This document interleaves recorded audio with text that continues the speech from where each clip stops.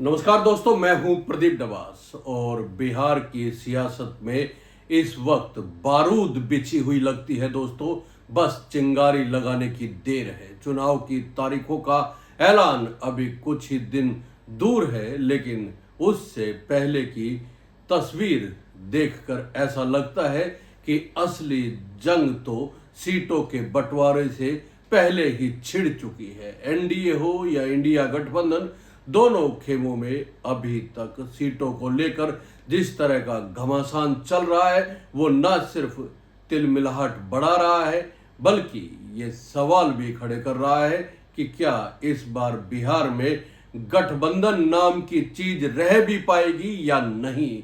तेजस्वी यादव की नींद चली गई है। मुकेश साहनी अपनी मांगों पर अड़े हुए हैं और वामपंथी दलों की डिमांड तो सुनकर कांग्रेस भी माथा पकड़ लेगी शायद।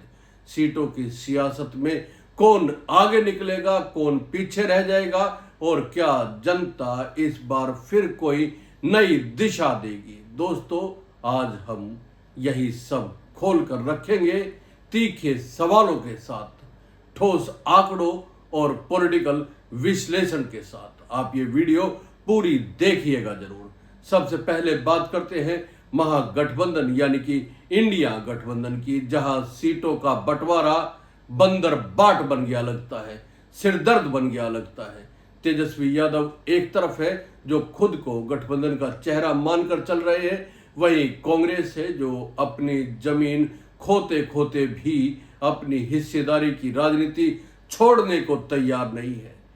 भाकपा, माकपा और भाकपा माले लिबरेशन, ये तीनों लेफ्ट पार्टियां पिछले चुनाव के मुकाबले इस बार ज्यादा सीटें मांग रही हैं। मैदान में ये ज्यादा सीटों के साथ उतरना चाहती है। भाकपा की मांग है 24 सीटों की, माकपा 11 सीटें और भाकपा माले ने तो सीधा दावा ठोक दिया है 40 सीटों पर।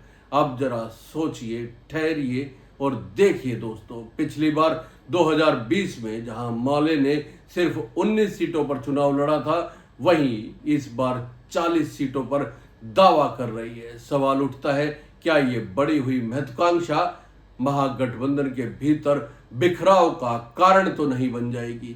दीपांकर भट्टाचार्य ने साफ कहा कि उनकी पार्टी का दायरा अब सिर्फ सीमित नहीं, वो दक्षिण बिहार से लेकर उत्तर बिहार तक दांव लगाना चाहते हैं। लेकिन क्या तेजस्वी यादव के पास कोई वाकई इतनी सीटें हैं कि वो सबको खुश कर सके। राजद 130 सीटों पर लड़ना चाहती है, कांग्रेस करीब 60 सीटें मांग रही है और इन सब के बीच बीआईपी पार्टी के मुकेश साहनी 60 सीटों और डिप्टी सीएम की कुर्सी दोनों मांग रहे हैं। अब सवाल यह है, क्या ये गठबंधन दिमाग से तय हो रहा है या दबाव से चल रहा है। दोस्तों, जरा सोचिए, अगर गठबंधन की इतनी सारी पार्टियां चुनाव से पहले ही तालमेल नहीं बिठा पा रही है, तो सत्ता में अगर ये पहुंच जाती है तो उसके बाद बिहार को कैसे संभालेगी। आपको क्या लगता है दोस्तों, ये एकजुटता सिर्फ कुर्सी तक सीमित है या सच में कोई विचारधारा बची है।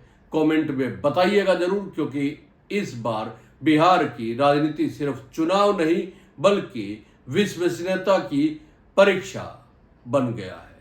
अब जरा आंकड़ों की तरफ लौटते हैं। पिछले चुनाव में महागठबंधन ने 243 में से 110 सीटें जीती थी, यानी बहुमत की दहलीज से बस कुछ कदम दूर। लेकिन अंतर कहां रह गया। हारे हुए निर्वाचन क्षेत्रों में जातीय समीकरण, उम्मीदवारों की पसंद और स्थानीय राजनीति सब गड़बड़ा गई। यही वजह है कि इस बार इन सीटों पर बहुत मंथन चल रहा है। तेजस्वी यादव बार बार कह रहे हैं कि हार का अंतर बेहद मामूली था, इसलिए इस बार हर सीट वैज्ञानिक तरीके से तय होगी। लेकिन पार्टी के अंदर ही सवाल उठाया जा रहा है कि क्या वैज्ञानिक तरीका यानी कि वफादारों को टिकट या भीतर खाने की लॉबी। कांग्रेस ने भी इस बार साफ कहा है कि वो ओबीसी यानी कि पिछड़े वर्ग को ज्यादा टिकट देगी। पिछली बार जिन 70 सीटों पर कांग्रेस पार्टी उतरी थी उनमें से महज 5 उम्मीदवार ही ओबीसी वर्ग के थे, लेकिन अब पार्टी चाहती है कि संख्या दोगुनी हो जाए। मुस्लिम उम्मीदवारों की संख्या भी 12 से बढ़ाने की तैयारी है। हालांकि राजनीतिक विश्लेषक मान रहे हैं कि महापुरुषों के नाम पर समरसता की बातें करने वाली गठबंधन में जमीन पर सब कुछ अपने आप जातीय समीकरण में साधने में जुटे हुए हैं। अब बात करते हैं एनडीए की दोस्तों, जहां दिखने में सब कुछ स्थिर दिखाई देता है, लेकिन अंदर झांकते हैं तो उथल पुथल दिखाई देती है। पशुपति पारस की लोजपा और भाजपा के बीच भी सीट शेयरिंग को लेकर खींचतान जारी है। नीतीश कुमार जो कभी एनडीए से बाहर गए थे फिर लौटे, वो अब दोबारा अपनी भूमिका मजबूत करने में जुटे हैं। भारतीय जनता पार्टी चाहती है कि वो बड़ा भाई बने, लेकिन जनता दल यू अपनी पुरानी हैसियत छोड़ने को तैयार नहीं है। अगर हम मौजूदा विधानसभा की बात करें तो एनडीए के पास 131 सीटें हैं, जबकि विपक्ष के पास 77। लेकिन जमीनी हालात बताते हैं कि जो समीकरण 2020 में थे अब वैसे नहीं है। नीतीश कुमार की छवि अब जनादेश और गठबंधन बदलने के चलते कमजोर हुई है। वहीं बीजेपी लोकल चेहरों को आगे बढ़ाने में जुटी हुई है ताकि डबल इंजन की राजनीति काम कर सके। सवाल ये है, अगर बिहार में इस बार जनादेश फिर से बट गया तो क्या नीतीश कुमार और तेजस्वी के नाम बिहार को स्थिरता दे पाएंगे? दोस्तों, क्या आपने गौर किया है कि बिहार में हर चुनाव में मुद्दे वही रहते हैं, बेरोजगारी, शिक्षा, पलायन और अपराध, लेकिन हर बार बहस घूमकर सीटों, जातियों और चेहरों पर आ टिकती है। आप बताइए, इस बार बिहार की जनता मुद्दों पर वोट देगी या फिर जातीय समीकरणों पर? क्या बिहार को एक ऐसी राजनीति नहीं चाहिए जो आखिरकार काम और विकास की भाषा बोले? अब जरा चुनाव आयोग की तैयारियों पर भी एक नजर डाल लेते हैं। चुनाव आयुक्त ज्ञानेश कुमार की टीम ने राज्य भर में समीक्षा पूरी कर ली है।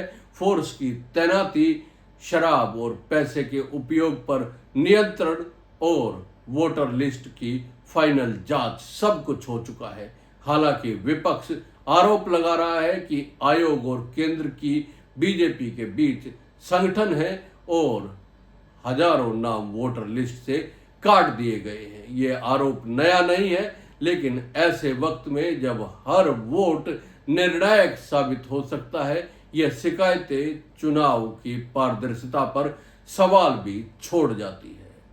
अनुमान यही है कि चुनाव की तारीख अक्टूबर के आखिर में तय हो जाएंगी, यानी अब सबको फुल गियर में चलना है। लेकिन फुल गियर महागठबंधन में अभी तक सिर्फ बयानबाजी तक सीमित दिखाई दे रहा है। तो दोस्तों, तस्वीर साफ है, बिहार की राजनीति की धरती पर हर कोई खुद को राजा घोषणे या घोषित करने निकला है, पर दरबार में जगह सीमित है। राजद, कांग्रेस और लेफ्ट पार्टियां 3 खेमे, 4 दावे और एक झंडा। दूसरी तरफ एनडीए, जहां नीतीश को अपनी कुर्सी और बीजेपी को अपना वर्चस्व बचाना है। मुद्दे वही पुराने हैं, पर चेहरे और शब्दावली नई बनाई जा रही है। हर दल कह रहा है कि इस बार जनता साथ देगी, लेकिन कहीं ना कहीं जनता अब सवाल पूछने के मूड में दिखाई दे रही है, और यही वो मूड है जो पूरे राजनीतिक समीकरण को बदल सकता है। अब फैसला आने वाले दिनों में होगा। सीटों के बंटवारे में कौन किसका कितना भागीदार बनता है और कौन किसका बोझ साबित होगा। तो दोस्तों, सवाल सीधा है, क्या बिहार की राजनीति एक बार फिर पुराने चक्र में फंसेगी या कोई नई कहानी लिखी जाएगी? क्या तेजस्वी की महत्वाकांक्षा बाकी दलों की आकांक्षा में दब जाएगी? क्या नीतीश फिर पाला बदलने की सियासत करेंगे? और सबसे बड़ा सवाल, आखिर जनता इस बार किस पर भरोसा करेगी? आपके विचार बेहद अहम है। नीचे कमेंट में लिखिए कि आप किसे बिहार की अगली सरकार में देखना चाहते हैं। अगर वीडियो आपको पसंद आया है, ये विश्लेषण आपको अच्छा लगा है तो लाइक कीजिए, शेयर कीजिए और चैनल को सब्सक्राइब करना ना भूलें। फिर मिलते हैं अगली रिपोर्ट में बिहार की राजनीति के एक और नए अध्याय के साथ। जय हिंद, नमस्कार।